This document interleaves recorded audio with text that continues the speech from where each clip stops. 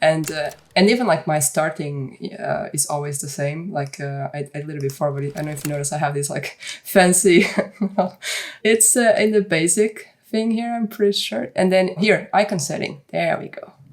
And then you can just load a preset, and there's all of them. Like here's fancy ones. Yeah, it's this ones. And then it has my basic redshifts and my 25 frames per second output. Because I'm always, when like Cine 4D has 40 here and 25 here. So I made sure that I have it, because I had so many times where I start just experimenting. You're like excited, let me experiment.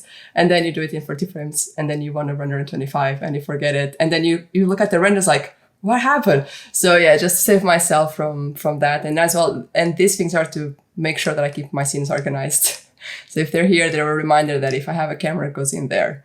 Yeah, I always wish that if you change here, you would change on the project. Because for me, it's like, why would I render differently? I mean, I can think of some reasons, like if you want to like have that stop motion feeling and you're just rendering the stuff. But I'm like, other than that, why?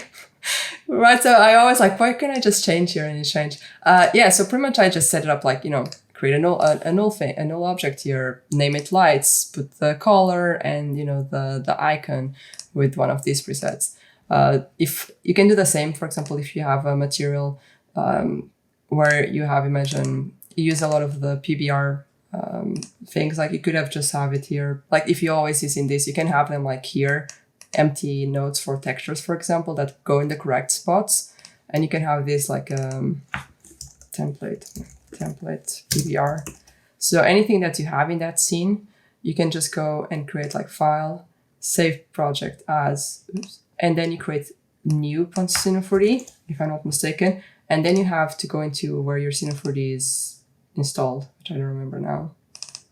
Maxon, I have a lot of stuff here. Maxon. And you see here, I already have one. So you just save it there. And next time you open, it will be how you set it up. And then every time you open a new one here, like a new project, it's always going to be there. So. That's a power tip. This is the first thing you should do when you install a new version of Cinema, is make a new .c4d file. That's great.